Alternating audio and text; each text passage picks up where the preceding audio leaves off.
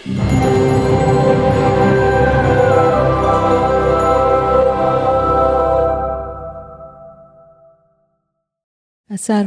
35-ൽ പരം വർഷങ്ങളായി താങ്കൾ ഈ ക്രിസ്തീയ ഭക്തിഗാനം മേഖലയിൽ എത്തപ്പെട്ടിട്ട് ഇത് തിരഞ്ഞെടുക്കാനുണ്ടായ ഒരു സാഹചര്യത്തെക്കുറിച്ച് പറയാമോ?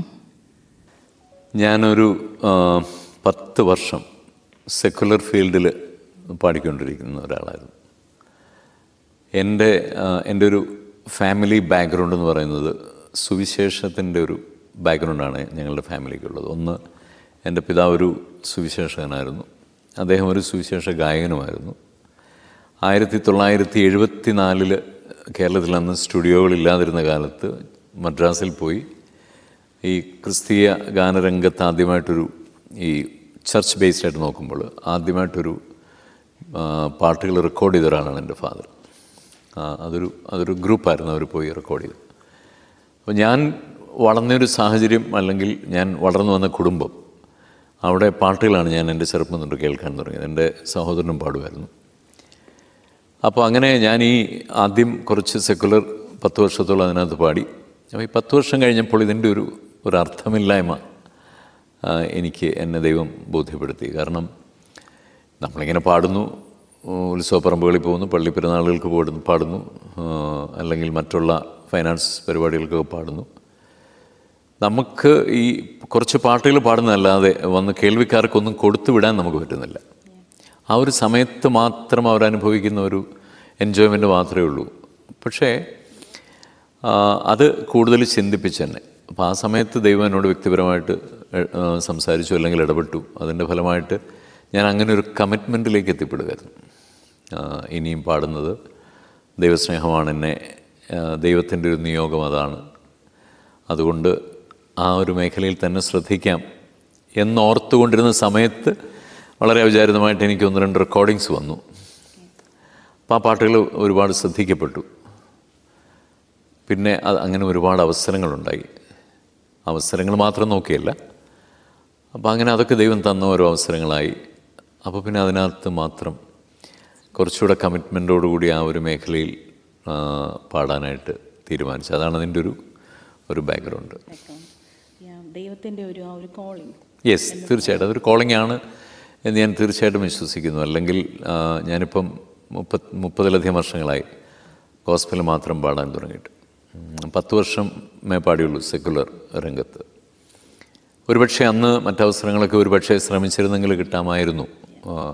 പക്ഷെ അതൊന്ന് ശ്രമിക്കാൻ പോലുമുള്ള ഒരു അവസരം എനിക്ക് ദൈവം തന്നില്ല. മീൻസ് അതല്ല. അപ്പോൾ അതുകൊണ്ട് തന്നെ എനിക്ക് വളരെ ബോധ്യമുണ്ടായിരുന്നു അതൊരു കോളിംഗ് ആണെന്നുള്ളൊരു ബോധ്യം എനിക്കുണ്ടായി. പിന്നെ ഞാൻ പറഞ്ഞ പോലെ നമുക്കൊരു പ്രോഗ്രാമിന് വരുന്ന ആളുകൾക്ക് അവരുടെ മനസ്സിനെ ചിന്തിപ്പിക്കുകയും അല്ലെങ്കിൽ അവരുടെ മനസ്സിനൊരു ആശ്വാസം പകരാനൊക്കെ പറ്റുന്നത് തീർച്ചയായിട്ടും ദൈവസ്നേഹത്തിൻ്റെ പാട്ടുകളാണ്. അത് ബോധ്യമായതുകൊണ്ടാണ് ഈ ഒരു വഴി തിരഞ്ഞെടുക്കാനുള്ള കാരണം. ഇത് വളരെ പ്രചോദനകരമാണ് നമ്മുടെ യുവതലമുറയ്ക്ക്. കാരണം ഇപ്പോൾ അറിയാമല്ലോ, സോഷ്യൽ മീഡിയാസ്, അതുപോലെ തന്നെ എല്ലാവരും പ്രശസ്തിയുടെ പുറകെ പോകുന്ന ഒരു കാലമാണിത്. അപ്പോൾ എത്രത്തോളമാണ് ഈ ഒരു ഭക്തിഗാന രംഗത്ത് തലമുറയ്ക്ക് അത് എത്രത്തോളം കോൺട്രിബ്യൂട്ട് ചെയ്യാൻ പറ്റുമെന്ന് താങ്കൾക്ക് തോന്നുന്നുണ്ട്? തീർച്ചയായിട്ടും യുവതലമുറയ്ക്ക് കോൺട്രിബ്യൂട്ട് ചെയ്യാൻ പറ്റും. കാരണം ഏത് തലമുറയും ഉപയോഗിക്കുന്നത് ദൈവമാണ്. അല്ലാതെ ഒരു യുവതലമുറ എനിക്കിപ്പം എന്തെങ്കിലും ചെയ്യാൻ പറ്റുമോ എന്ന് ഞാൻ ചിന്തിച്ച് ഭാരപ്പെട്ടില്ല, അല്ലെങ്കിൽ ഒരു പുതിയ ഗായകൻ ചിന്തിച്ചിട്ടൊന്നും ഒരു കാര്യമില്ല. ദൈവം ഒരു കാര്യം ഒരാളെക്കുറിച്ച് ഉദ്ദേശിച്ചിട്ടുണ്ടെങ്കിൽ ദൈവം ആ ഒരു വ്യക്തി ഉപയോഗിക്കും. അപ്പോൾ അതിനൊരു തലമുറകളുടെ കണക്കൊന്നുമില്ല. അപ്പോൾ തീർച്ചയായിട്ടും ഇപ്പോഴുണ്ടല്ലോ നല്ല സിംഗേഴ്സുണ്ട്, ഒരുപാട് പാട്ടുകാർ പാടുന്നുണ്ട്. സെക്കുലർ ഫീൽഡിൽ നിന്ന് റിയാലിറ്റി ഷോയിൽ നിന്നൊക്കെ വന്ന, കഴിഞ്ഞ വർഷം ഈ ചർച്ചിൻ്റെ പ്രോഗ്രാമിന് വന്ന ഇമ്മാനുവൽ ഹെൻറിയൊക്കെ, അവരൊക്കെ യുവതലമുറയുടെ ഗായകരാണ്. അവരൊക്കെ എന്തുകൊണ്ടാണ് ദൈവസ്നേഹം തിരഞ്ഞെടുത്തത്? അവർക്ക് മറ്റുള്ള രംഗത്ത് അവസരമില്ലാഞ്ഞിട്ടൊന്നുമല്ല. അവരുടെ ഹൃദയത്തിലും ദൈവം ഇതുപോലെ ഒരു മോമെൻറ്റ് അവരുടെ ജീവിതത്തിലും ദൈവം കൊടുത്തു ചിന്തിക്കാൻ. അങ്ങനെയാണ് അവരൊക്കെ വന്നത്. അതുകൊണ്ട് അങ്ങനെ കുറേ സിംഗേഴ്സുണ്ട് ഇപ്പം. ഞങ്ങളൊക്കെ ഇപ്പം ഇത്രയും വർഷങ്ങളായില്ലേ. അപ്പോൾ അതുകൊണ്ട് തന്നെ പുതിയ തലമുറയെ പ്രോത്സാഹിപ്പിക്കാനും ഞാൻ ഒരുപാട് ശ്രമിക്കാറുണ്ട്. ഏതൊരു മേഖലയിലെയും പോലെ തന്നെ ക്രിസ്തീയ ഭക്തി ഗാന രംഗത്തും ചേഞ്ചസ് ഉണ്ടായിട്ടുണ്ടായിരിക്കാം. ഇത്ര ഒരു ലെജൻഡറി മ്യൂസീഷ്യൻ എന്നുള്ള നിലയിൽ 35 വർഷത്തിൽ മേളിലായി 1000-ൽ പരം ഗാനങ്ങൾ പാടി. അപ്പം താങ്കളെപ്പോലെയുള്ള ഒരു ലെജൻഡറി ആൾക്കായിരിക്കും ഏറ്റവും കൂടുതൽ ആ ഒരു വീക്ഷണമുള്ളത്, അല്ലെങ്കിൽ ആ ഒരു കാലഘട്ടത്തിൽ കൂടിയും കടന്നുപോയി പല ഫേമസ് മ്യൂസീഷ്യൻസിനെയും കൂടെ വർക്ക് ചെയ്യാൻ പറ്റിയിട്ടുണ്ട്. താങ്കൾ ആ ഒരു കാലഘട്ടത്തിലൂടെ തിരിഞ്ഞു നോക്കുമ്പോൾ എന്തൊക്കെ മാറ്റങ്ങൾ വന്നിട്ടുണ്ട്, എന്തൊക്കെ താങ്കളുടെ സംഗീത ജീവിതത്തെ അത് ഹെൽപ്പ് ചെയ്തിട്ടുണ്ട്, സ്വാധീനിച്ചിട്ടുണ്ട്? നമുക്ക് മാറ്റങ്ങളെന്ന് പറയുന്നത് കാലഘട്ടത്തിൻ്റെ അനിവാര്യതയാണ്. അല്ലെങ്കിൽ എല്ലാ കാലങ്ങളിലും മാറ്റം ഉണ്ടായേ പറ്റൂ. നമ്മളിപ്പോൾ ധരിക്കുന്ന ഈ വസ്ത്രമല്ലല്ലോ നമ്മൾ ഒരു 50 വർഷം മുമ്പ് ധരിച്ചിരുന്നത്. അല്ലെങ്കിൽ അന്ന് ഇത്രയും നല്ല വസ്ത്രങ്ങളൊന്നും ഇല്ലായിരുന്നു. അന്ന് ഉപയോഗിച്ച കാറല്ല നമ്മളിന്ന് ഉപയോഗിക്കുന്നത്. അപ്പം മാറ്റങ്ങൾ ആവശ്യമാണ്. അത് മാറിക്കൊണ്ടിരിക്കും, അതിന് യാതൊരു സംശയവുമില്ല. പിന്നെ എല്ലാ മാറ്റങ്ങളെയും നമുക്ക് ഒരുപോലെ സ്വാഗതം ചെയ്യാൻ കഴിയണമെന്നില്ല. അത് നമുക്കൊരു നല്ല ഗൈഡൻസ് അല്ലെങ്കിൽ ഒരു ഗൈഡ് ലൈൻ ദൈവം തന്നിട്ടുണ്ട്. അത് വചനമാണ്, ദൈവത്തിൻ്റെ ഒരു വചനമുണ്ട്. അപ്പോൾ കാലഘട്ടം മാറുന്നതനുസരിച്ച് നമ്മൾ മാറ്റുന്ന പല കാര്യങ്ങൾ നമ്മൾ വേദപുസ്തകം കൂടി ആയിട്ട് അല്ലെങ്കിൽ വചനവുമായിട്ടും കൂടി ഒന്ന് പരിശോധിക്കണം. നമുക്കത് പറ്റുന്ന ഒരു മാറ്റമാണോ, അല്ലെങ്കിൽ ഒരു ദൈവഭാഗത്ത് നിൽക്കുന്ന ഒരാൾ ആ ഒരു മാറ്റത്തിലേക്ക് പോകുന്നത് ശരിയാണോ എന്നൊക്കെ നമുക്കൊന്ന് ചിന്തിക്കണം. പിന്നെ പാട്ടുകളെക്കുറിച്ച് പറഞ്ഞാൽ ഞാൻ വിശ്വസിക്കുന്നത് വർഷങ്ങൾക്ക് മുൻപ് അല്ലെങ്കിൽ ക്രൈസ്തവ ഭക്തിഗാന രംഗത്ത് നിറഞ്ഞു നിന്നിരുന്ന ഒരുപാട് വ്യക്തിത്വങ്ങളുണ്ട്. കൊച്ചു കുഞ്ഞുമദേശി, K V Simon sir, Moshavalsalam, T J Varkey, E I Jacob, അങ്ങനെ ഒരുപാട് വ്യക്തികൾ, നല്ല അനിതര സാധാരണമായ അല്ലെങ്കിൽ വളരെ മനോഹരമായ പാട്ടുകൾ എഴുതിയ ഒരുപാട് കവികളുണ്ട്. അവരുടെ പാട്ടുകളുടെ ഒരു ഡെപ്ത് ഇപ്പോഴത്തെ പാട്ടുകൾക്ക് കാണാനില്ല. അതിനൊരു കാരണം കൂടെ ഉണ്ട്. നമ്മൾ എല്ലാ സൈഡും ചിന്തിക്കണം. നമ്മൾ അങ്ങനെ ഇപ്പോഴത്തെ പാട്ടുകളെ നമ്മൾ അടച്ചാക്ഷേപിക്കുന്നത് ശരിയല്ല. സൈമൺ സാറിൻ്റെ ഒരു പാട്ട് എത്ര പേർക്ക്, ഈ തലമുറയിൽ എത്ര പേർക്ക് മനസ്സിലാവും? പലർക്കും മനസ്സിലാകത്തില്ല. കൊച്ചുകുഞ്ഞുമദേശിയുടെ പാട്ടുകൾ മനസ്സിലാകും, കാരണം കുറച്ചുകൂടെ അത് സിമ്പിൾ പാട്ടുകളായിരുന്നു. എന്നാൽ സൈമൺ സാറിനെ പോലെ അല്ലെങ്കിൽ മോശവത്സലത്തിൻ്റെ കൃതികൾ, അതൊക്കെ കീർത്തനങ്ങളും ഒക്കെയാണ്. അതൊക്കെ മനസ്സിലാക്കാൻ ഞാൻ ഈ കഴിഞ്ഞ ദിവസം ഒരു പാട്ട് ചർച്ചിൽ പാടിയപ്പം ആയാറിൽ ആയിരങ്ങളായുള്ള എന്നൊക്കെ പറഞ്ഞൊരു വരികളുണ്ട്. അപ്പം ഞാൻ ഈ കൊയറിലെ പിള്ളേരോട് ചോദിച്ചു, ഇതിൻ്റെ അർത്ഥം അറിയോ? അവർക്ക് ആർക്കും അറിയില്ല. പക്ഷേ അത് നമ്മളിപ്പോഴും പാടിക്കൊണ്ടിരിക്കുക. അപ്പോൾ ഒരു ജനറേഷൻ ഗ്യാപ്പ്, അല്ലെങ്കിൽ ഒരു പുതിയ ജനറേഷന് പ്രത്യേകിച്ച് അവർ മലയാളം പഠിക്കുന്നില്ല, അവരുടെ മീഡിയം ഇപ്പോൾ ഇംഗ്ലീഷാണ്. അപ്പോൾ അവർക്ക് കുറച്ചുകൂടെ ഉൾക്കൊള്ളാൻ പറ്റുന്നത് കുറച്ചുകൂടെ സിമ്പിളായിട്ടുള്ള മലയാളമായിരിക്കാം. അപ്പം അതുകൊണ്ടാണ് പഴയ പാട്ടുകൾ യുവതലമുറയ്ക്ക് അത്രയ്ക്ക് ഇഷ്ടപ്പെടാതിരിക്കുന്നതും. പുതിയ പാട്ടുകൾ വലിയ നല്ല പാട്ടുകളുണ്ട് കേട്ടോ, ഓഫ് കോഴ്സ്, തീർച്ചയായിട്ടും നല്ല ഒരുപാട് പാട്ടുകളുണ്ട്. എന്നാൽ ചില പാട്ടുകളൊക്കെ ഒന്നുമില്ല അതിനകത്ത്, ചില പാട്ടുകൾക്കൊക്കെ. അതും നമ്മൾ പാടിയിട്ടുണ്ട്, അങ്ങനെയുള്ള പാട്ടുകൾ. എന്നിരുന്നാൽ പോലും ആ പാട്ടുകളെ നമ്മൾ ഉപേക്ഷിക്കുന്നത് ശരിയല്ല, അല്ലെങ്കിൽ അതിനെ വിമർശിക്കുന്നത് ശരിയല്ല. ഒരു വ്യക്തി ദൈവസ്നേഹത്തെക്കുറിച്ച് എഴുതുമ്പോൾ ആ ഒരു കപ്പാസിറ്റിയിൽ, അല്ലെങ്കിൽ അദ്ദേഹം എഴുതി, ഓക്കെ, അത്രയും ആ ഒരു ചിന്താശക്തി ഒരുപക്ഷെ ദൈവം അദ്ദേഹത്തിന് കൊടുത്തുള്ളായിരിക്കും എന്ന് വിശ്വസിക്കുന്നു ഞാൻ. അപ്പോൾ ഇപ്പോൾ സൈമൺ സാറിനെ പോലെ പണ്ഡിതനായിരുന്നൊരു വ്യക്തി, അല്ലെങ്കിൽ മോശവത്സലത്തിനെ പോലെ പണ്ഡിതനായൊരു വ്യക്തി എഴുതിയതുപോലെ ഇന്നത്തെ തലമുറയിലെ ഒരാൾക്ക് എഴുതാൻ കഴിയണമെന്നില്ല. അങ്ങനെയല്ലേ എല്ലാം. ഇപ്പോൾ നമ്മൾ പുസ്തകങ്ങളാണെങ്കിലും അങ്ങനെയല്ലേ, വലിയ കൃതികളൊക്കെ ഇല്ലേ. ഇപ്പം MT വാസുദേവൻ നായർ സാർ, അല്ലെങ്കിൽ ONV സാർ, ഇവരൊക്കെ എഴുതിയ ആ ഒരു നിലവാരത്തിൽ ഇപ്പോഴത്തെ ചെറുപ്പക്കാർക്ക് എഴുതാൻ പറ്റുന്നുണ്ടോ? കാരണം അവർക്ക് മലയാളവുമായിട്ട് അത്രയ്ക്കുള്ള ബന്ധമേ ഉള്ളൂ. അപ്പോൾ അതിനകത്ത് നമ്മൾ വിഷമിച്ചിട്ട് കാര്യമില്ല. കാലഘട്ടത്തിൻ്റെ ഒരു മാറ്റങ്ങൾ ഇതിൻ്റെയൊക്കെ ഒരു അനിവാര്യതയാണ്. അത് ശരിയാണ്. അപ്പോൾ എനിക്കിനി ചോദിക്കാനുള്ളത്, താങ്കളോട് ഈ സംസാരിച്ചപ്പോൾ തന്നെ എനിക്ക് മനസ്സിലായി, you really have a great God's calling. താങ്കളുടെ ദൈവത്തോടുള്ള ഒരു വിശ്വാസം, അത് ആ ഒരു പാടാനുള്ള ഒരു ആഗ്രഹം, ആ ഒരു തീഷ്ണത, അത് വ്യക്തമാണ്. സോ എത്രത്തോളമാണ് താങ്കളുടെ ആ ഒരു വിശ്വാസം താങ്കളുടെ ആ ആലാപനത്തെ സ്വാധീനിച്ചിട്ടുള്ളത്? അത് വളരെ വിശദമായിട്ട് പറയേണ്ട ഒരു കാര്യമാണ്. എൻ്റെ കോളിംഗ് അല്ലെങ്കിൽ പാടാനുള്ള അല്ലെങ്കിൽ സെക്കുലർ രംഗത്ത് നിന്ന് എന്നെ ദൈവം ഈ രംഗത്തേക്ക് വിളിച്ചു മാറ്റിയപ്പോൾ അതൊരു ദൈവത്തിൻ്റെ കോളിംഗ് ആണെന്ന് വളരെ വ്യക്തമായി വിശ്വസിച്ചെങ്കിൽ മാത്രമേ എനിക്ക് ആ നിലയിൽ കണ്ടിന്യൂ ചെയ്യാനൊക്കെയുള്ളൂ. ഞാൻ ഉറച്ചു വിശ്വസിക്കുന്നു കർത്താവാണ്, യേശുവാണ് എന്നെ ആ രംഗത്തേക്ക് കൊണ്ടുവന്നത് എന്ന് ഞാൻ ഉറച്ചു വിശ്വസിക്കുന്നു. അല്ലെങ്കിൽ ഒരുപക്ഷെ ബിനോയ് ചാക്കോ എന്നൊരു പാട്ടുകാരൻ പോലും ഇപ്പോൾ കാണണമെന്നില്ല. കാര്യം സെക്കുലർ രംഗത്ത് വലിയ പ്രഗത്ഭനായിട്ടുള്ള ഒരുപാട് പാട്ടുകാരുണ്ട്. അവിടെ ഒന്നും ഒരുപക്ഷെ നമുക്ക് നിൽക്കാൻ പറ്റിയെന്ന് പോലും വരില്ല. അപ്പോൾ ഇത് അത്ര വലിയ പാട്ടുകാരനല്ലാത്ത അല്ലെങ്കിൽ സംഗീതം പഠിക്കാത്ത ഒരാളെ ദൈവം ഉപയോഗിക്കാതെ 5000 പാട്ടുകളല്ലേ, അതിൽ 1000-ലധികം പാട്ടുകൾ ദൈവം എന്നെ കൂടെ പാടിച്ചില്ലേ. അത് എൻ്റെ ഒരു കഴിവൊന്നുമല്ല, ദൈവത്തിൻ്റെ ഒരു കഴിവാണ്. അപ്പോൾ അതിൻ്റെ പുറകിൽ ഞാൻ വിശ്വസിക്കുന്ന അല്ലെങ്കിൽ യേശുവിൻ്റെ ജനനം, മരണം, ഉയർത്തെഴുന്നേൽപ്പ് അത് ഞാൻ പരിപൂർണമായി വിശ്വസിക്കുകയും ആ സ്നേഹം മറ്റുള്ളവരിലേക്ക് പകരേണ്ടത് എൻ്റെ ജീവിതത്തിൻ്റെ ഒരു ഉത്തരവാദിത്വമാണെന്നൊരു നിയോഗമാണെന്ന് വളരെ കൃത്യമായി ബോധ്യമുള്ളതുകൊണ്ടാണ്. ഞാൻ ഒരുപാട് കുറവുകളുള്ള ആളാണ്, ഞാനൊരു പെർഫെക്റ്റ് ആളൊന്നുമല്ല. എന്നാൽ എൻ്റെ ബോധ്യം, എനിക്ക് ദൈവം തന്നിരിക്കുന്നൊരു ബോധ്യം അല്ലെങ്കിൽ ഒരു കാഴ്ചപ്പാടിൽ ഞാൻ 100% വിശ്വസിച്ചുകൊണ്ടാണ് ഞാൻ ഈ പാട്ടുകളൊക്കെ പാടുന്നത്.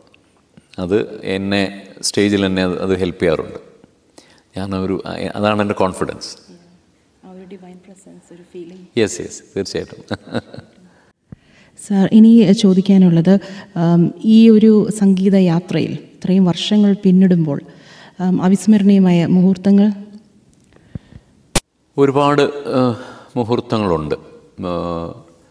നമ്മൾ പ്രോഗ്രാമിന് ചെല്ലുമ്പോൾ പല ആളുകൾ അവരുടെ ലൈഫിലെ എക്സ്പീരിയൻസ് പറയാറുണ്ട്. അല്ലെങ്കിൽ ബിനോയുടെ ഈ ഒരു പാട്ടാണ് എന്നെ, ഒരിക്കലൊരു വൈദികൻ എന്നോട് പറഞ്ഞു, ബിനോയുടെ ഒരു സോങ്ങാണ് എന്നെ വൈദിക വൃത്തിയിലേക്ക് നയിച്ചതെന്ന് പറഞ്ഞു.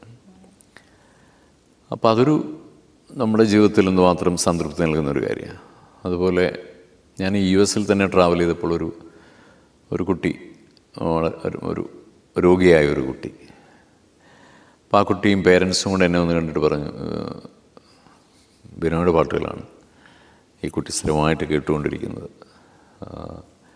അപ്പോൾ അതൊക്കെ കേൾക്കുമ്പോൾ അതൊക്കെ ഒരു വലിയ മുഹൂർത്തങ്ങൾ തന്നെയാണ്. അല്ലെങ്കിൽ നമ്മൾ ആരെങ്കിലുമൊക്കെ സ്വാധീനിച്ചു, അല്ലെങ്കിൽ നമ്മുടെ പാട്ടുകൾ ആരുടെയെങ്കിലുമൊക്കെ ഹൃദയത്തിൻ്റെ ആഴങ്ങളിലേക്കൊന്ന് ഇറങ്ങിച്ചെന്നിട്ടുണ്ട്, അല്ലെങ്കിൽ ദൈവസ്നേഹം അവരിലേക്ക് ചൊരിയപ്പെടാൻ നമ്മുടെ പാട്ടുകൾ മുഖാന്തരമായിട്ടുണ്ട് എന്നൊക്കെ അറിയുന്നത്, അതാണ് എന്നെ സംബന്ധിച്ചിടത്തോളം ഒരു അവിസ്മരണീയ മുഹൂർത്തം. ഒരുപക്ഷെ ഒരു പ്രോഗ്രാം കഴിഞ്ഞ് ആളുകൾ ഇറങ്ങി ചെല്ലുകയും വന്ന് അല്ലെങ്കിൽ എല്ലാവരും കൂടെ ചേർന്ന് ഫോട്ടോ എടുക്കുകയും ചെയ്യുന്നൊന്നുമല്ല ഒരു അവിസ്മരണീയ മുഹൂർത്തം എന്ന് പറയുന്നത്. നമ്മൾ പാടുന്ന ഒരു സോങ് ആരുടെയെങ്കിലും ഒരു ഹൃദയത്തിൽ ഒരു ജീവിതത്തെ സന്ദർശിച്ചാൽ മതി, അല്ലെങ്കിൽ ഒരു ജീവിതത്തിൻ്റെ ഭാഗമായാൽ മതി. അതാണ് അവിസ്മരണീയ മുഹൂർത്തം. അത് പലതും നമ്മൾ അറിയാറില്ല, പലരും നമ്മളോട് പറയാറില്ല. പക്ഷേ ചില സമയങ്ങളിൽ നമുക്ക് അറിയാൻ കഴിയും. നമുക്ക് സ്റ്റേജിൽ നിൽക്കുമ്പോൾ തന്നെ അറിയാൻ പറ്റും. ചില ആളുകളുടെ മുഖത്തേക്ക് നോക്കുമ്പോൾ തന്നെ നമുക്കറിയാം അതവരെ എത്രത്തോളം അത് സ്വാധീനിച്ചിട്ടുണ്ട്. KS ചിത്ര താങ്കളുടെ ശബ്ദത്തിൻ്റെ ആ സൗന്ദര്യത്തെക്കുറിച്ച് പറഞ്ഞിട്ടുണ്ട്, ഞാൻ കേട്ടിട്ടുണ്ട്. അത് എന്നോടല്ല ചിത്ര മാഡം പറഞ്ഞത്, സണ്ണി സ്റ്റീഫൻ എന്ന് പറയുന്നൊരു സംഗീത സംവിധായകനോടാണ്. ഞാൻ ചിത്ര ചേച്ചിയായിട്ട് കുറച്ച് ആൽബങ്ങളിൽ ഞാൻ പാടിയിട്ടുണ്ട്, കാസറ്റുകളിൽ പാടിയിട്ടുണ്ട്. പക്ഷേ പാടിയ സമയത്തൊന്നും ഞങ്ങൾ തമ്മിൽ നേരിട്ട് കണ്ടിട്ടൊന്നുമില്ല. അപ്പോൾ ആ പാട്ടുകൾ കേട്ടിട്ട് സണ്ണി സ്റ്റീഫൻ എന്ന സംഗീത സംവിധായകൻ, ഞാൻ സണ്ണി സ്റ്റീഫൻ സാറിൻ്റെ വർക്കിനാണ് ആദ്യം റെക്കോർഡിങ്ങിന് പാടുന്നത്. അദ്ദേഹമാണ് എന്നെ ഒരു മൈക്കിന് മുന്നിൽ റെക്കോർഡിങ്ങിന് നിർത്തുന്നത്. അപ്പോൾ അതിനുശേഷം അദ്ദേഹത്തോട് ചിത്ര മാഡം പറഞ്ഞ ഒരു സ്റ്റേറ്റ്മെൻറ്റാണത്. എനിക്ക് വളരെ ഇഷ്ടമുള്ളൊരു വോയിസാണ് ബിനോയുടെ എന്ന്. അത് ഞങ്ങൾക്കും തോന്നാറുണ്ട്. ഞാൻ ആദ്യം പറഞ്ഞ പോലെ തന്നെ സാറിൻ്റെ ആ ഒരു പാടണ്ട, സംസാരിച്ചാൽ മതി, ആ ഒരു ശബ്ദത്തിൻ്റെ സൗന്ദര്യം തിരിച്ചറിയണം. That's a God's gift. ദൈവം തന്നൊരു ശബ്ദമാണ്, അത്ര അതിനെക്കുറിച്ച് പറയാനുള്ളൂ. ദൈവത്തിന് അതെ തീർച്ചയായിട്ടും അതിൽ പരം ഒരു ബ്ലെസ്സിങ് എന്താണുള്ളത്? ഒന്നുമില്ല. ഞാനും അത് അങ്ങനെയാണ് വിശ്വസിക്കുന്നത്. ഞാൻ ഒരുപാട് കാര്യങ്ങൾക്ക് എൻ്റെ ശബ്ദം ഉപയോഗിച്ചിട്ടുണ്ട്.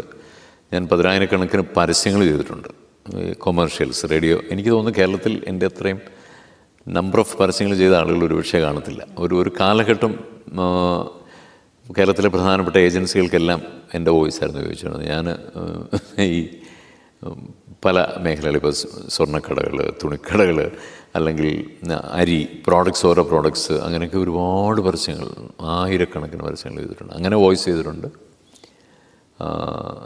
പിന്നെ ചില ഡബ്ബിങ്ങുകളൊക്കെ ചെയ്തിട്ടുണ്ട്. അതൊക്കെ ഒരുപക്ഷെ നിങ്ങൾക്കൊക്കെ അറിയാവുന്ന കാര്യമായിരിക്കാം. ജീസസ് മൂവിയിൽ അതും ഇതുപോലെ എൻ്റെ ജീവിതത്തിൽ ഈ മുമ്പേ പറഞ്ഞല്ലോ ഒരു അവിസ്മരണീയ മുഹൂർത്തം എന്ന് പറയുന്നത്, അതും എന്നെ സംബന്ധിച്ചിടത്തോളൊരു അവിസ്മരണീയ മുഹൂർത്തമാണ്. നമ്മളൊരു വീഡിയോയിൽ യേശുവായിട്ട് അഭിനയിച്ച ഒരാൾക്ക് ശബ്ദം കൊടുത്തു എന്നേ ഉള്ളൂ ഒരു പക്ഷേ ആ അഭിനയിച്ച വ്യക്തിയാണെങ്കിലും അത് യേശുവായിട്ടാണ് അഭിനയിച്ചത്, അല്ലെങ്കിൽ ആ യേശുവിൻ്റെ വചനങ്ങളാണ് അദ്ദേഹം ഉദ്ധരിക്കുന്നത്.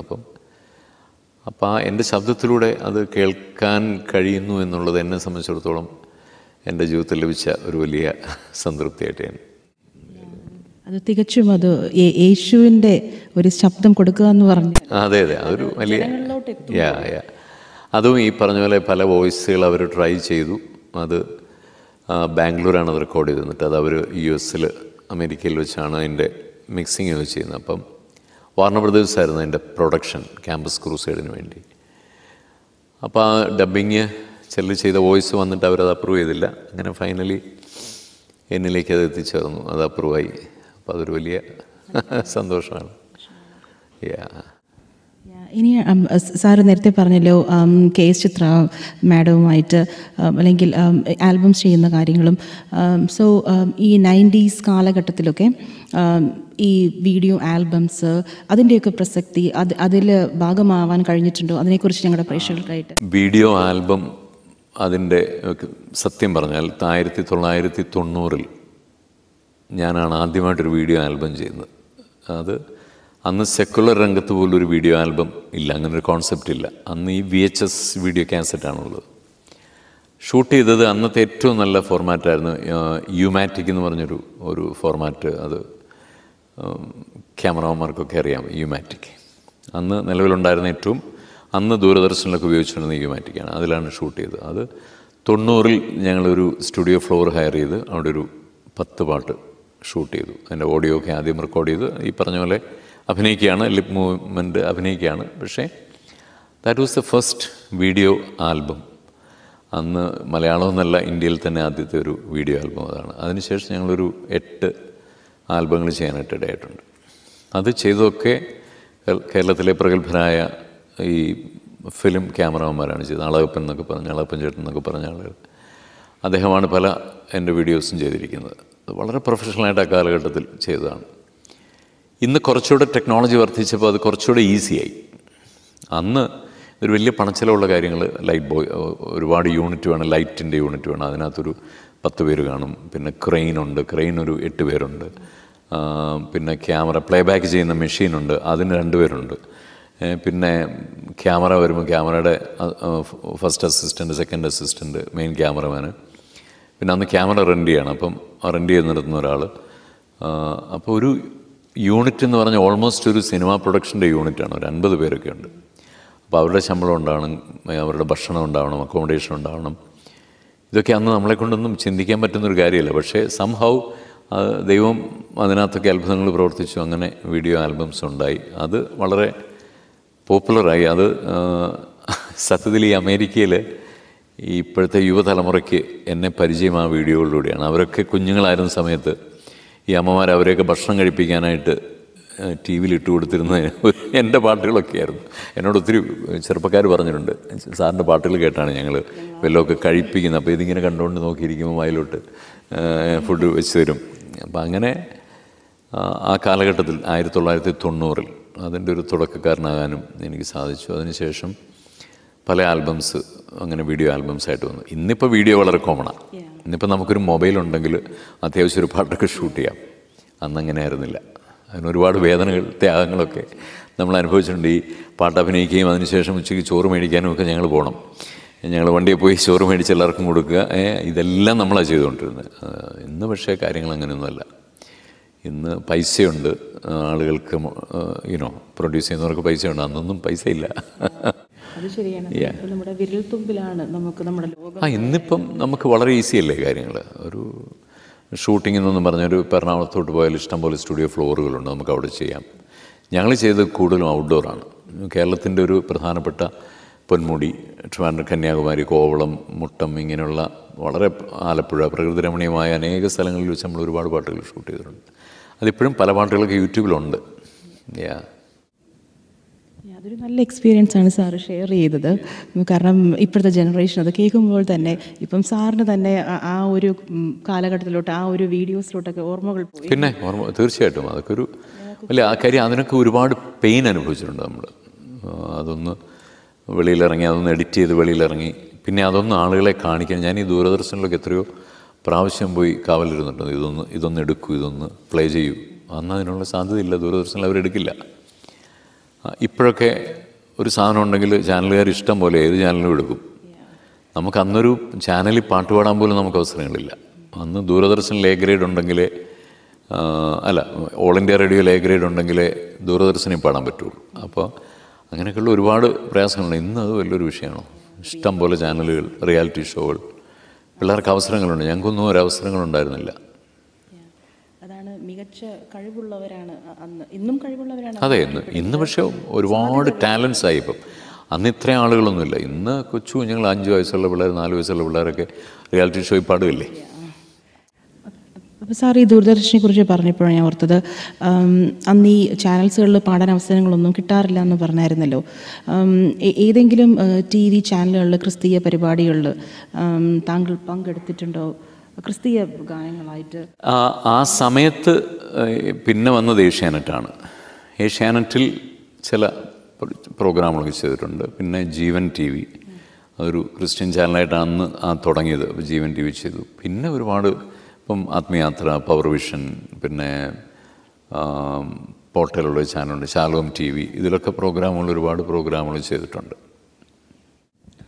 പിന്നെ ഒരു കാര്യം ചോദിക്കാനുള്ളതെന്ന് വെച്ച് കഴിഞ്ഞാൽ, നമ്മൾ ആദ്യമേ ഇത് സംസാരിച്ചതാണ്, എന്നാലും ഇപ്പം ചലച്ചിത്ര മേഖല എന്ന് പറഞ്ഞാൽ അത് വാസ്റ്റാണ്, ഒരുപാട് പ്രശസ്തിയാണ്, ഒരുപാട് അഡ്വാൻറ്റേജസ് ആണ്. താങ്കൾ എപ്പോഴെങ്കിലും ചിന്തിച്ചിട്ടുണ്ടോ, ഞാൻ ഈ ഒരു ക്രിസ്തീയ ഭക്തിഗാന രംഗത്തേക്ക് മാറിയില്ലായിരുന്നെങ്കിൽ ഇന്ന് ചലച്ചിത്ര ഗാന രംഗത്ത് എന്താവുമായിരുന്നു ഞാൻ? ഒന്നും ആകില്ലായിരുന്നു. കാരണം ദൈവത്തിന് എന്നെ കൊണ്ടുള്ള ഉദ്ദേശമേ നടക്കുകയുള്ളൂ. ഞാനൊന്നും ആകില്ലായിരുന്നു. കാരണം ഞാൻ പഠിച്ചില്ല, ഞാനൊരു ലേൺഡ് സിംഗറല്ല. ഒരു സിനിമയിൽ നല്ല സംഗീതം അറിയാവുന്ന, അല്ലെങ്കിൽ സംഗീത സംവിധായകരെന്ന് പറഞ്ഞാൽ അവർ കൂടുതലും ക്ലാസിക്കൽ അറിയാവുന്ന, അല്ലെങ്കിൽ സ്വരസ്ഥാനങ്ങൾ അറിയാവുന്ന പാട്ടുകാരൊക്കെയാണ് അവർക്ക് താല്പര്യം. ഇത് കഷ്ടപ്പെട്ട് ഒരാളെ പഠിപ്പിക്കാനൊന്നും അവർക്ക് നേരം കാണില്ല. അപ്പം ഞാനങ്ങനെ ഒരു ലേൺഡ് സിംഗർ അല്ലാത്തതുകൊണ്ട് എനിക്ക് തോന്നുന്നില്ല, ഒരുപക്ഷെ ആരെങ്കിലുമൊക്കെ കണ്ട് ആരെങ്കിലുമൊക്കെ ശുപാർശ ചെയ്ത് കുറച്ച് പാട്ടുകൾ പാടാൻ പറ്റിയേക്കുമായിരുന്നു. പക്ഷേ ദൈവം അതല്ല എന്നെക്കുറിച്ച് ഉദ്ദേശിച്ചത്. നോ, എനിക്ക് അങ്ങനെ ഒരു ഫാസിനേഷൻ ആക്ച്വലി ഇപ്പോഴും ഇല്ല, അപ്പോഴും ഇല്ല. എനിക്ക് തോന്നുന്നു ഇതാണ് നമ്മുടെ ഒരു വരും തലമുറയ്ക്ക് ഒരു അഡ്വൈസ് എന്നുള്ള രീതിയിൽ താങ്കളെപ്പോലെയുള്ള ഒരു ലെജൻഡറി മ്യൂസിഷ്യനിൽ നിന്ന് പഠിക്കാനുള്ളത്. അതാ എനിക്ക് ഇത്രയും നേരം സംസാരിച്ചപ്പോഴും അതാണ് തോന്നിയത്. നമുക്കൊരു കോളിംഗ് ഉണ്ടെന്ന് തോന്നിയാൽ, ദൈവത്തിൻ്റെ ഒരു വിളിയുണ്ടെന്ന് തോന്നിയാൽ, നമ്മുടെ ഈ ഒരു ശബ്ദം തന്നത് ദൈവമാണെന്ന് തീർച്ചയായിട്ടും അത് ദൈവത്തിന് വേണ്ടി തന്നെ ഡിവോട്ട് ചെയ്യുന്നു. അത് ഞങ്ങൾക്കെല്ലാവർക്കും പഠിക്കാൻ പറ്റുന്ന ഒരു പാഠമാണ്. തീർച്ചയായിട്ടും നമ്മൾ ആദ്യം മനസ്സിലാക്കേണ്ടത് സിനിമയല്ല നമ്മുടെ ഒരു അൾട്ടിമേറ്റ് കാര്യം, ജീവിതത്തിലൊരു അൾട്ടിമേറ്റ് കാര്യം അതല്ല. നമുക്ക് ഏതെങ്കിലുമൊക്കെ ജീവിതങ്ങളുടെ ഭാഗമായി തീരാൻ പറ്റുക, അല്ലെങ്കിൽ ആരുടെയെങ്കിലുമൊക്കെ ജീവിതത്തെ സ്പർശിക്കാൻ പറ്റുക. അല്ലാതെ ഇപ്പം സിനിമയിൽ ആർക്കാണ് ജീവിതങ്ങളെ സ്പർശിക്കാൻ പറ്റിയിട്ടുള്ളത്? എനിക്ക് തോന്നുന്നില്ല. ഒരു നൈമിഷികമായ, അല്ലെങ്കിൽ ഇരുന്ന് കാണുന്നൊരു 2.5 മണിക്കൂർ ഒരുപക്ഷെ നമ്മുടെ ക്യാരക്ടറിലൂടെയൊക്കെ അവർ പോകുമായിരിക്കും.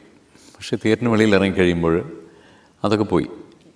പക്ഷേ നമ്മൾ ആളുകളുടെ ഹൃദയവേദനകൾക്ക് ഒരു ആശ്വാസമായി തീരുക, നമ്മുടെ പാട്ടുകൾ അവരുടെ ഹൃദയത്തെ സ്വാധീനിക്കുക, അതാണ് ജീവിതത്തിൻ്റെ പ്രധാനപ്പെട്ട ഒരു നമ്മെക്കൊണ്ട് ചെയ്യാൻ കഴിയുന്ന, ഈ ഭൂമിയിലെ ജീവിതത്തിൽ നമുക്ക് ചെയ്യാൻ പറ്റുന്ന ഏറ്റവും നല്ല കാര്യങ്ങൾ അതാണ്. ആരുടെയെങ്കിലുമൊക്കെ കണ്ണീരൊപ്പുക, ആരുടെയെങ്കിലുമൊക്കെ ജീവിതത്തിൻ്റെ ഭാഗമായി തീരുക, വേദനകളുടെ ഭാഗമായി തീരുക. ഇപ്പം ഞാൻ മെഡിക്കൽ റെപ്രസെൻറ്റേറ്റീവായിട്ട് വർക്ക് ചെയ്തിരുന്ന കാലത്ത് കാഞ്ഞിരപ്പള്ളി മേരി ക്വീൻസ് എന്ന് പറയുന്നൊരു ആശുപത്രിയുണ്ട്. അപ്പോൾ അവിടെ ഞാൻ വർക്ക് ചെയ്യാൻ പോകുമായിരുന്നു. അവിടെ ഫാർമസിസ്റ്റായിട്ടൊരു സിസ്റ്റർ ഉണ്ടായിരുന്നു. ഞാൻ സിസ്റ്ററിൻ്റെ പേര് മറന്നുപോയി, അൺഫോർച്ചുനേറ്റ്ലി. സിസ്റ്ററിന് ക്യാൻസർ വന്ന് ആ സമയത്ത് ഞാൻ ഈ മെഡിക്കൽ റെപ്രസെൻറ്റേറ്റീവ് ജോലി രാജിവെച്ചു.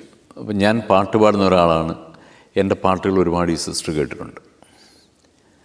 അപ്പോൾ സിസ്റ്റർ അവിടെ സിസ്റ്ററിനെ കാണാൻ ചെന്ന ഒരു ഫാർമസ്യൂട്ടിക്കൽ കമ്പനിയുടെ വ്യക്തിയോട് എനിക്ക് ബിനോയ് ചാക്കോയെ ഒന്ന് കണ്ടാൽ കൊള്ളാം എന്ന് പറഞ്ഞു. ഒരു അവസാന നാളുകളിൽ ഇതെന്നോട് വന്ന് പറഞ്ഞു. ഞാൻ നെക്സ്റ്റ് ഡേ ഞാൻ പോയി സിസ്റ്റർ ഇങ്ങനെ തീരെ വയ്യാതെ കിടക്കുകയാണെന്ന് പറഞ്ഞപ്പോൾ ഞാൻ ആക്ച്വലി അന്ന് ജോലി ചെയ്യുന്നില്ല, ജോലിയൊക്കെ രാജിവെച്ചു. പക്ഷേ ആ ജോലി തരുന്ന സമയത്ത് സിസ്റ്റർ എന്നെ ഒരുപാട് ഹെൽപ്പ് ചെയ്യുമായിരുന്നു. എനിക്ക് ഒത്തിരി ഓർഡറൊക്കെ തരുമായിരുന്നു. അപ്പം അങ്ങനെ അവിടെ ചെന്നപ്പം സിസ്റ്റർ ഇങ്ങനെ വല്ല കിടക്കുക. അപ്പം എന്നോട് പറഞ്ഞു, ഞാൻ കാസറ്റുകളിലൊക്കെ ഒരുപാട് പാട്ട് കേട്ടിട്ടുണ്ട്, എനിക്ക് ബിനോയുടെ പാട്ടൊന്ന് എൻ്റെ ഞാൻ ഈ കിടക്കുന്ന മുറിയിൽ വെച്ചൊന്ന് കേട്ടാൽ കൊള്ളാമെന്ന് ആഗ്രഹമുണ്ട്, എനിക്ക് വേണ്ടൊരു പാട്ട് പാടാമെന്ന് ചോദിച്ചു. അപ്പം ഞാനന്ന് എനിക്കെന്തോ അന്ന് എൻ്റെ മനസ്സിൽ തോന്നിയൊരു പാട്ട് ഈ നിന്നോടൻ ദൈവം എന്നുള്ള പാട്ടാണ്. അത് അവിടെ വെച്ച് പാടി സിസ്റ്ററിൻ്റെ കണ്ണുകളിലൂടെ ഇങ്ങനെ കണ്ണുനീരൊഴുകി അന്ന് അവിടുന്ന് പ്രാർത്ഥിച്ചിട്ടൊക്കെ പോന്നു. ചില ദിവസങ്ങൾ ഭയങ്കര അസ്വസ്ഥമായിരുന്നു. അതിനുശേഷം ചുരുങ്ങിയ ദിവസങ്ങൾക്കുള്ളിൽ ആ സിസ്റ്റർ മരിച്ചു.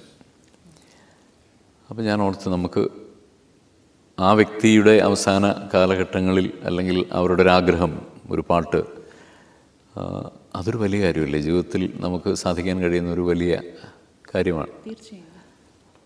അപ്പം അതുകൊണ്ട് നമ്മുടെ ജീവിതം എന്ന് പറയുന്നത് അല്ലെങ്കിൽ സിനിമയോ അല്ലെങ്കിൽ അങ്ങനെയുള്ളൊരു വലിയ എൻ്റർടൈൻമെൻറ്റ് ലോകമോ അങ്ങനെയൊന്നുമല്ല. നമ്മളിപ്പം ഓഫ് കോഴ്സ് നമ്മളൊരു പ്രോഗ്രാം ചെയ്യുമ്പോൾ അതിനകത്ത് ചില ആളുകൾ വന്നിരിക്കുമ്പം അവരെ ഒരു പക്ഷേ പെട്ടെന്ന് നമുക്ക് ഈ ഒരു ആത്മീയ ഇത് പാട്ടുകൾ മാത്രം പെട്ടെന്ന് അങ്ങോട്ട് പാടി അല്ലെങ്കിൽ തികച്ചും ഒരു പ്രൊഫഷണലിസം ഇല്ലാതെ അല്ലെങ്കിൽ ഒരു സ്പിരിച്വലി മാത്രം ഒരു പ്രോഗ്രാമൊക്കെ ഒരു പക്ഷേ കൊണ്ടുപോയാൽ ചിലപ്പം ആളുകൾക്ക് പെട്ടെന്ന് ഇറങ്ങിപ്പോയിന്ന് വരും. അപ്പോൾ ആദ്യം അവരെ നമ്മുടെ കൂടെ കൊണ്ടുവന്നിട്ട് നമുക്ക് പറയാനുള്ളത് പറയാം, അല്ലെങ്കിൽ യേശുവിൻ്റെ സ്നേഹം അവതരിപ്പിക്കാം. അങ്ങനെയാണത് ചെയ്യേണ്ടത്. അപ്പോൾ അതുകൊണ്ട് ഒരു വ്യക്തികളുടെ ജീവിതങ്ങളെ സ്വാധീനിക്കാൻ കഴിയുക, അതാണ് ഏറ്റവും വലിയ കാര്യമെന്ന് ഞാൻ വിശ്വസിക്കുന്നു. തീർച്ചയായും. അതുപോലെ തന്നെ സാറിൻ്റെ സൗണ്ട് ഒരുപാട് ഞാൻ കേട്ടിട്ടുണ്ട് ബൈബിൾ റീഡിങ്സ് വഴിയായിട്ട്. ഇപ്പം നമ്മളൊരു ന്യൂ ജനറേഷന് ബൈബിൾ നമ്മളെല്ലാവരും പള്ളിയിൽ കൊണ്ടുവരും, പക്ഷേ നമുക്കൊരു ഈസി ആക്സസിബിലിറ്റി ആണല്ലോ നമുക്കെല്ലാം. അപ്പോൾ ഞാനിങ്ങനെ ഓഡിയോ ബൈബിളിനെ കുറിച്ച് കേട്ടു താങ്കളുടെ, അതിനെക്കുറിച്ചൊന്ന് ഞങ്ങളുടെ പ്രേക്ഷകരോട് പറയാമോ? തീർച്ചയായിട്ടും. ഓഡിയോ ബൈബിൾ എൻ്റെ വളരെ നാളുകളായിട്ടുള്ള ഒരു ആഗ്രഹത്തിൻ്റെ ഒരു പരിസമാപ്തിയായിരുന്നു. അത് തീർന്നിട്ടില്ല. പുതിയ നിയമവും സങ്കീർത്തനവും സദൃശവാക്യങ്ങളും അടങ്ങിയ ആ പോർഷനാണ് ഇപ്പം ആദ്യമായിട്ട് റിലീസ് ചെയ്തിരിക്കുന്നത്. പഴയ നിയമത്തിൻ്റെ റെക്കോർഡിങ് തുടങ്ങി. ഞാൻ POC വേർഷൻ ബൈബിള് അത് ഞാൻ ഫുൾ റീഡ് ചെയ്തിട്ടുണ്ട്. കുറേ നാളുകൾ 4-5 വർഷം കൊണ്ടാണ് അതിൻ്റെ വർക്ക് ചെയ്തത്. അപ്പോൾ അന്ന് തൊട്ട് ഈ ബൈബിൾ സൊസൈറ്റിയുടെ ബൈബിളും കൂടെ ചെയ്യണമെന്നുണ്ടായ എൻ്റെ ഒരു ആഗ്രഹമാണത്. അപ്പം എനിക്ക് ദൈവം തന്നൊരു ശബ്ദം, അത് ഇപ്പോൾ ഓഡിയോ ബൈബിളിൽ ചിലതുണ്ട് മലയാളത്തിൽ, പക്ഷേ അത് കേട്ടിട്ട് എനിക്കൊരു അവരാരും ചെയ്ത വർക്കിനെ കുറച്ച് കാണുകയോ അല്ലെങ്കിൽ അത് മോശമാണെന്ന് പറയുകയല്ല, പക്ഷെ അത് എന്നെ ഇൻഫ്ലുവൻസ് ചെയ്തില്ല, അല്ലെങ്കിൽ എനിക്കതൊരു കേൾക്കണമെന്ന് എനിക്ക് തോന്നിയില്ല. അത് പക്ഷേ മറ്റു പലർക്കും അത് പ്രയോജനകരമായി തീർന്നിട്ടുണ്ടാവാം. എൻ്റെ ചിന്തകൾ ചിലപ്പോൾ ഒരു പക്ഷേ കുറച്ചുകൂടെ പ്രൊഫഷണലായിട്ട് ഞാൻ ചിന്തിക്കുന്നുണ്ടാവാം. ഇത് ഒരു കേൾവിക്കാരനെ സംബന്ധിച്ചിടത്തോളം മറ്റുള്ളവർ ചെയ്ത വർക്കുകളൊക്കെ നല്ലതാണ്, അതിനെയൊന്നും ഞാൻ ഒന്നും കുറച്ച് കാണുകത്തില്ല. പക്ഷേ എനിക്ക് I want to make a professional, ഒരു മ്യൂസിക്കലി സപ്പോർട്ട് ചെയ്ത് ഏറ്റവും മനോഹരമായിട്ട് ആളുകളുടെ ഹൃദയങ്ങളിലേക്ക് ഇറങ്ങി ചെല്ലത്തക്ക രീതിയിലൊരു ഓഡിയോ ബൈബിൾ ചെയ്യണമെന്നുള്ളൊരു വലിയ ആഗ്രഹത്തിൻ്റെ ബാക്കി പത്രമാണത്. അതിനൊരു ഒരുപാട് സമയം ചിലവാക്കി, ഒരു വർഷം അതിൻ്റെ ഒന്നല്ല അതിലധികം സമയം അതിനുവേണ്ടി ചിലവാക്കി. എൻ്റെ ഒരു സുഹൃത്തിൻ്റെ സ്റ്റുഡിയോയിലാണ് അത് റെക്കോർഡ് ചെയ്തത്. ആ സുഹൃത്ത് ഒരു സ്റ്റുഡിയോ ആരംഭിക്കാനായിട്ട് അമേരിക്കയിൽ ചില വർഷങ്ങൾ അദ്ദേഹം ഉണ്ടായിരുന്നു. അതിനുശേഷം നാട്ടിൽ വന്നൊരു ചെറിയ സ്റ്റുഡിയോ അദ്ദേഹത്തിൻ്റെ ഒരു ഗ്രാമത്തിലാണ് അദ്ദേഹം താമസിക്കുന്ന. വീട്ടിലൊരു സ്റ്റുഡിയോ തുടങ്ങാൻ പ്ലാൻ ചെയ്തപ്പോൾ ഏറ്റവും കൂടുതൽ നിരുത്സാഹപ്പെടുത്തിയത് ഞാനാണ്. ഞാൻ ചോദിച്ചു, എന്തിനാണ് ഇവിടെ ഈ ഗ്രാമപ്രദേശത്ത് സ്റ്റുഡിയോ, ഇവിടെ ആര് വന്ന് വർക്ക് ചെയ്യാനാണ്? ഇതിൻ്റെ ആവശ്യമില്ല, നീ മണ്ടത്തരാണ് കാണിക്കുന്നത്, ചെയ്യരുത്.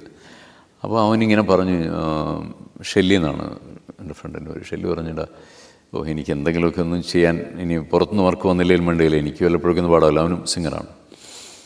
അപ്പോൾ അവന് കയ്യിലുണ്ടായിരുന്ന പൈസയൊക്കെ മുടക്കി ഈ സ്റ്റുഡിയോ ഞാനത് ചെയ്യരുത്, എന്നിട്ടും അവൻ ചെയ്തു. ദൈവത്തിൻ്റെ ഓരോ വഴികൾ ഞാൻ ആലോചിക്കായിരുന്നു. ആ സ്റ്റുഡിയോയിൽ ഈ ബൈബിളിൻ്റെ റെക്കോർഡിങ് മാത്രമേ നടന്നുള്ളൂ. വളരെ ചുരുക്കം 1-2 ചെറിയ വോയിസ് ഓവറുകളോ അല്ലെങ്കിൽ ഈ കാര്യങ്ങളൊക്കെ അവിടെ നടന്നിട്ടുള്ളൂ. കാര്യം വേറെ വർക്ക് എടുക്കാനുള്ള സമയം കിട്ടിയില്ല. ഞങ്ങൾ കുറേ നാളുകളായിട്ട് ബൈബിൾ റെക്കോർഡ് ചെയ്തുകൊണ്ടിരിക്കുകയാണ്. അപ്പോൾ അത് ദൈവത്തിൻ്റെ ഒരു പദ്ധതിയായിരുന്നു. കാരണം എനിക്ക് ഈസിയായിട്ട് ചെല്ലാവുന്നൊരു, എൻ്റെ സമയത്തിന് ചെന്ന് റെക്കോർഡ് ചെയ്യാവുന്നൊരു സ്റ്റുഡിയോ, വീടിനടുത്തുള്ളൊരു സ്റ്റുഡിയോ. അപ്പോൾ അങ്ങനെയൊക്കെയുള്ള ഒരുപാട്, അപ്പോൾ അതിനുവേണ്ടി ഒരു ദൈവത്തിൻ്റെ ഒരു ക്രമീകരണമായിരുന്നു അത്. അതുപോലെ ഇത് റെക്കോർഡിങ്ങിന് ചെന്നപ്പോൾ ഈ ബൈബിള് മൈക്കിൻ്റെ മുൻപിൽ നമ്മളൊരു മൈക്കുമായിട്ടൊരു കൃത്യമായിട്ടൊരു ഡിസ്റ്റൻസ് ഉണ്ടായിരിക്കണം. അതുപോലെ അതിൻ്റെ പുറകിൽ ബൈബിൾ സെറ്റ് ചെയ്യുന്നു, അത് വായിക്കണം. ഞാനൊരു സാധാരണ ബൈബിൾ എടുത്ത് വെച്ചപ്പോൾ എനിക്ക് വായിക്കാൻ പറ്റുന്നില്ല, അത്രയും ദൂരമുണ്ട് ബൈബിൾ, സ്മോൾ ബൈബിൾ. അപ്പോൾ ഞാൻ എന്ത് ചെയ്യുമെന്ന് ഇങ്ങനെ ആലോചിച്ചപ്പോൾ ഷെല്ലി എന്നോട് പറഞ്ഞു, നമുക്ക് ഫോട്ടോസ്റ്റാറ്റ് എടുത്ത്, വലുതായിട്ട് ഫോട്ടോസ്റ്റാറ്റ് എടുത്ത് നമുക്ക് സ്റ്റാൻഡിൽ വെച്ച് വായിക്കാം. അപ്പോൾ അന്ന് നടന്നില്ല അവർക്ക്. കഷ്ടപ്പെട്ടൊക്കെ ഒരു അധ്യായമൊക്കെ വായിച്ചിട്ട് പോയി. ഞാൻ വീട്ടിൽ ചെന്ന് കുറേ നാളുകളായിട്ട് തുറക്കാതിരുന്നൊരു ഷെൽഫ് എന്തോ ആവശ്യത്തിന് തപ്പിച്ചെന്നപ്പോൾ 12 വർഷങ്ങൾക്ക് മുമ്പ് ഒരു ബൈബിൾ എക്സിബിഷൻ ഞാൻ പോയപ്പോൾ ബൈബിൾ സൊസൈറ്റി ഒരു സെൻറ്റിനറി എഡീഷൻ ബൈബിൾ പബ്ലിഷ് ചെയ്തിരുന്നു. That was A huge Bible. അതിന് ഒരു നൂർത്ത് വെച്ചാൽ ഇത്രയുണ്ടത്. ദാറ്റ് വാസ് ഹ്യൂജ്, വലിയ ലെറ്റേഴ്സാണ്. അത് 12 വർഷം മുമ്പ് ഒരു കൗതുകത്തിന് വാങ്ങി ഈ ഷെൽഫിൽ കൊണ്ട് വെച്ചിട്ട് ഞാനത് മറന്നു. 12 വർഷം അത് ഉപയോഗിച്ചിട്ടില്ല, കണ്ടിട്ടില്ല, ഒന്നുമില്ല. അപ്പോൾ ആ ഷെൽഫ് തുറന്നപ്പോൾ ഈ ബൈബിൾ ഇതിനകത്തിരിക്കുന്നു. അപ്പോൾ എനിക്ക് മനസ്സിലായത് തീർച്ചയായിട്ടും ഇത് ദൈവം അന്ന് എന്നെക്കൊണ്ട് വാങ്ങിച്ചത് ഇതിനു വേണ്ടിയാണെന്ന് എനിക്ക് ബോധ്യം വന്നു. അല്ലെങ്കിൽ അങ്ങനെ ഒരു 12 വർഷമായിട്ട് കാണാത്ത ഒരു ബൈബിള് അവിടെ എടുക്കേണ്ടത്. അപ്പോൾ അത് അങ്ങനെ ഒരുപാട് ഇത് ദൈവഹിതമാണെന്ന് എനിക്ക് മനസ്സിലായ പല കാര്യങ്ങൾ അതിനകത്തുണ്ട്. പിന്നെ അവിടെ വോയിസ് എടുത്തു, വേറൊരു സ്റ്റുഡിയോയിലെ വോയിസ് ഒരു ക്ലീനിങ് കാര്യങ്ങൾ, പിന്നെ മ്യൂസിക് മിക്സിങ്. എൻ്റെ ഫ്രണ്ട്സ് നല്ല മ്യൂസിക് ഡയറക്ടേഴ്സ് കുറേ പേരുണ്ടായിരുന്നു. അവർ ഓരോ ബുക്കിനും ഓരോ തീം അനുസരിച്ച് അതിന് മ്യൂസിക് ചെയ്തു. യൂട്യൂബിന് വേണ്ടി ഞങ്ങൾ പല സ്ഥലങ്ങളിൽ യാത്ര ചെയ്ത് വിഷ്വൽ എടുത്തു. അതെല്ലാം കൂടെ മിക്സ് ചെയ്ത് ഇപ്പോൾ ഒരു നല്ല പ്രോഡക്റ്റായിട്ട് കേരളത്തിൽ വെച്ച് നവംബർ 4-ാം തീയതി കേരളത്തിൻ്റെ പ്രതിപക്ഷ നേതാവ് വി ഡി സതീശൻ, അതുപോലെ CSI മധ്യകേരള ബിഷപ്പ് സാബു മലയിൽ കോശി, പിന്നെ ഗീവർഗീസ് മാർ കൂർലോസ്, പിന്നെ Varghese Kurian, John P Thomas, അങ്ങനെയുള്ള വർഗീസ് മത്തായി, രാജു പൂക്കൽ, അങ്ങനെയുള്ള അനേക ദേവദാസന്മാരുടെ മധ്യത്തിൽ അത് വളരെ മനോഹരമായിട്ടൊരു റിലീസ് ഫംഗ്ഷനൊക്കെ നടത്തി ചെയ്യാൻ കഴിഞ്ഞു. അതിനുശേഷം അതിനെക്കുറിച്ചൊക്കെ മനോരമയിലൊക്കെ ഒരു ഇൻ്റർവ്യൂ ഒക്കെ ചെയ്യുകയുണ്ടായി. അപ്പോൾ അങ്ങനെ അതിൻ്റെ ഒരു മൊബൈൽ ആപ്ലിക്കേഷൻ്റെ വർക്കുകൾ ആളുകൾക്ക് വളരെ ഈസിയായിട്ട് മൊബൈൽ ആപ്ലിക്കേഷൻ ഉണ്ടെങ്കിൽ ഡൗൺലോഡ് ചെയ്ത് ഫ്രീ ആയിട്ട് ഡൗൺലോഡ് ചെയ്യാം. ഇതിനകത്ത് എനിക്കൊരു കൊമേഴ്ഷ്യൽ താല്പര്യങ്ങളൊന്നുമില്ല. കാരണം എൻ്റെ സുഹൃത്തുക്കൾ സഹായിച്ചാണ് ഈ ബൈബിൾ ഞാൻ റെക്കോർഡ് ചെയ്തത്. ഒരുപാട് പണച്ചെലവുള്ള കാര്യമാണ്. സ്റ്റുഡിയോ റെൻ്റുണ്ട്, പിന്നെ ഇതിൻ്റെ വേറെ സ്റ്റുഡിയോയിലുള്ള വർക്കുണ്ട്, മ്യൂസിക് ചെയ്യണം, വീഡിയോ ചെയ്യണം, ഇത് എഡിറ്റ് ചെയ്യണം, ഇത് മണിക്കൂറുകൾ വേണം എഡിറ്റ് ചെയ്ത് തീരാൻ. അപ്പം ഇതിനെല്ലാം പെൻ ഡ്രൈവ് കോപ്പി ചെയ്യണം, ഇതിനൊക്കെ ഒരുപാട് പണം വേണം. ഇതെല്ലാം എൻ്റെ സുഹൃത്തുക്കൾ തന്നതാണ്, എന്നെ സ്നേഹിക്കുന്ന കുറേ ആളുകൾ തന്നാണത് ചെയ്തത്. അതുകൊണ്ട് ഇതൊന്ന് വിറ്റ് ഇതിനകത്ത് എന്തെങ്കിലും കിട്ടണമെന്നുള്ള താല്പര്യമൊന്നുമില്ല. ഞങ്ങളിത് ഒരു പെൻ ഡ്രൈവ് മാത്രമേ ഇത് വിൽക്കാനുള്ളൂ. ബാക്കി യൂട്യൂബ് ഫ്രീ ആണ്, മൊബൈൽ ആപ്ലിക്കേഷൻ ഫ്രീ ആണ്, ഇതെല്ലാം ഫ്രീയാണ്. പെൻ ഡ്രൈവ് എന്തുകൊണ്ടാണ് വിൽക്കുന്നതെന്ന് ചോദിച്ചാൽ, ഒരു പെൻ ഡ്രൈവ് നമ്മൾ ഒരു 600 രൂപയ്ക്കോ 700 രൂപയ്ക്കോ വിറ്റാൽ അതിനകത്തുനിന്നൊരു മാർജിൻ കിട്ടും. ആ മാർജിൻ കൊണ്ട് വേറൊരു പെൻ ഡ്രൈവ് കോപ്പി ചെയ്ത് അല്ലെങ്കിൽ അത് ഉണ്ടാക്കിയിട്ട് ബൈബിള് എത്താൻ നമ്മൾ ആഗ്രഹിക്കുന്ന ചില വ്യക്തികളുണ്ടല്ലോ, അവർക്ക് ഫ്രീ ആയിട്ട് കൊടുക്കാൻ പറ്റും. പിന്നെ ഓൾഡ് ടെസ്റ്റ്മെൻ്റ് റെക്കോർഡിങ്ങിനെ ഒന്ന് സപ്പോർട്ട് ചെയ്യാൻ പറ്റും. അതാണ് ഞാൻ ഈ പെൻ ഡ്രൈവ് വിൽക്കാൻ കാരണം. ബൈബിളിന് ഓഡിയോ ബൈബിളിന് ഒരുപാട് സാധ്യതകളുണ്ട്. വായിക്കാൻ ബുദ്ധിമുട്ടുള്ളവരുണ്ട്, കാഴ്ച മങ്ങിയവരുണ്ട്, വിദ്യാഭ്യാസം കുറവുള്ളവരുണ്ട്, വായിക്കാൻ ബുദ്ധിമുട്ടുള്ളവരുണ്ട്, കിടപ്പ് രോഗികളുണ്ട്, അവർക്ക് എഴുന്നേറ്റൊന്നും വായിക്കാൻ കഴിയില്ല, ബൈബിൾ വായിക്കാൻ സമയമില്ലാത്ത ആളുകളുണ്ട്. അവർ ട്രാവൽ ചെയ്യുമ്പോഴായിരിക്കും. അപ്പോൾ ട്രാവൽ ചെയ്യുമ്പോൾ ഒരു പെൻ ഡ്രൈവ് ഉണ്ടെങ്കിലോ കാറിൽ കുത്തിയിട്ട് കഴിഞ്ഞാൽ ഇത് നമുക്ക് ഇപ്പം 4 മണിക്കൂർ ട്രാവൽ ചെയ്യുന്ന ഒരാൾക്ക് ഇത് വളരെ മനോഹരമായിട്ട് കേൾക്കാം. വെറുതെ വായിച്ചിരിക്കുകയല്ല, അത് വളരെ ഒരു കൊടുക്കേണ്ട എക്സ്പ്രഷൻസ് കൊടുത്ത്. ഇപ്പം സദൃശവാക്യങ്ങളൊരു ഉപദേശ രൂപേണ, സുവിശേഷങ്ങൾ വായിച്ചിരിക്കുന്നത് ഒരു സ്റ്റോറി ടെല്ലിംഗ് സ്റ്റൈലാണ്. ലേഖനങ്ങൾ അല്പം കൂടി സീരിയസ് ആയിട്ട് വായിച്ചു, സങ്കീർത്തനങ്ങൾക്ക് വേറൊരു മോഡുലേഷൻ, അങ്ങനെ വായിച്ചിരിക്കുന്നുണ്ട്. ആളുകൾക്ക് ഇത് മടുക്കത്തില്ല. അപ്പം അങ്ങനെ ഒരു വലിയ ഒരു ദൗത്യം, അതും ഒരു ദൈവത്തിൻ്റെ ഒരു ഇടപെടലാണെന്ന് ഞാൻ പൂർണ്ണമായിട്ട് വിശ്വസിക്കുന്നത്. അതിൽ ഐ എം ഹാപ്പി ദാറ്റ് ഇവിടെ വന്ന് നിങ്ങളുടെ ചർച്ചിലെ അച്ഛനെ കൊണ്ട് അതിൻ്റെ മൊബൈൽ ആപ്ലിക്കേഷൻ ലോഞ്ച് ചെയ്യാൻ സാധിച്ചു എന്നുള്ളതും എന്നെ സംബന്ധിച്ചിടത്തോളം വളരെ സന്തോഷം പകരുന്ന ഒരു കാര്യമാണ്. ഇനി അത് ആളുകൾക്ക് മാക്സിമം അത് പ്രൊമോട്ട് ചെയ്യണം. ഇപ്പം അത് ഗൂഗിൾ പ്ലേ സ്റ്റോറിൽ ഇപ്പോൾ അവൈലബിൾ ആയിട്ടുള്ളൂ. iOS-ൻ്റെ വർക്കുകൾ നമ്മൾ നടന്നുകൊണ്ടിരിക്കുകയാണ്. അപ്പം ആൻഡ്രോയിഡ് ഉപയോഗിക്കുന്ന ആളുകൾ പരമാവധി അത് ഡൗൺലോഡ് ചെയ്യണം. അത് ഫ്രീ ആണ്, ഒരു പൈസ പോലും അതിന് മുടക്കില്ല. അപ്പം അതുകൊണ്ട് അത് നിങ്ങളൊക്കെ അങ്ങനെ ചെയ്യുകയും ആളുകളോട് പറയുകയൊക്കെ ചെയ്യണം. അതാണ് ആഗ്രഹം. ഞാൻ ഫുൾ ബൈബിൾ ചെയ്യണമെന്നാണ്. ദൈവം ആയുസ് വന്നാൽ അത് എൻ്റെ അടുത്തൊരു മനസ്സിൻ്റെ ആഗ്രഹം അതാണ്. നാട്ടിൽ ചെന്ന് കഴിഞ്ഞാൽ വീണ്ടും ഇമ്മീഡിയറ്റ് ആയിട്ട് റെക്കോർഡിങ് തുടങ്ങാൻ ആഗ്രഹിക്കുന്നു. തീർച്ചയായും താങ്കൾക്ക് പറ്റും. അതുപോലെ തന്നെ we are also proud for that. അത് ഇവിടെ ഒരു ലോഞ്ച് ഇന്നലെ നടത്താൻ പറ്റിയത് തന്നെ that's our privilege and honour. കാര്യം ഒരുപാട് പരിപാടികളുണ്ടായിരുന്നു, സമയത്തിന് ഒരുപാട് ലിമിറ്റേഷൻസ് ഉണ്ടായിരുന്നു. എങ്കിൽ പോലും അത് CSI ചർച്ച് അതിനനുവദിച്ചു. അതിൽ എനിക്കൊരുപാട് നന്ദിയും സന്തോഷമുണ്ട്. തീർച്ചയായിട്ടും ദൈവത്തിൻ്റെ ഒരു പദ്ധതിയായിരുന്നു. So thank you so much, sir. ഇപ്പോൾ ഇത്രയും സമയം ഞങ്ങളോട് ചെലവഴിച്ചതിന് and it was a great interview. Thank you so much. Thank you very much. എനിക്കും ഇങ്ങനൊരു ഇൻ്റർവ്യൂ അനുവദിച്ചതിന് പ്രത്യേകം നന്ദി പറയുന്നു. ഇതെല്ലാം അംഗീകാരങ്ങളാണ്. നമുക്ക് ലോകപ്രകാരമുള്ള അംഗീകാരങ്ങളെക്കാളൊക്കെ ദൈവത്തിൻ്റെ അംഗീകാരമാണ് വലുതെങ്കിലും ഇതൊക്കെ ദൈവം നമുക്ക് നൽകുന്ന ഓരോ അവസരങ്ങളാണ്. നമ്മൾ സംസാരിച്ചതിൽ കൂടുതൽ ദൈവസ്നേഹത്തെക്കുറിച്ചല്ലേ സംസാരിച്ചത്. അപ്പോൾ അത് കേൾക്കുന്ന ആളുകൾക്കത് ആ നിലയിൽ പ്രയോജനപ്പെടും. അതുകൊണ്ട് it was A lovely experience and thank you very much.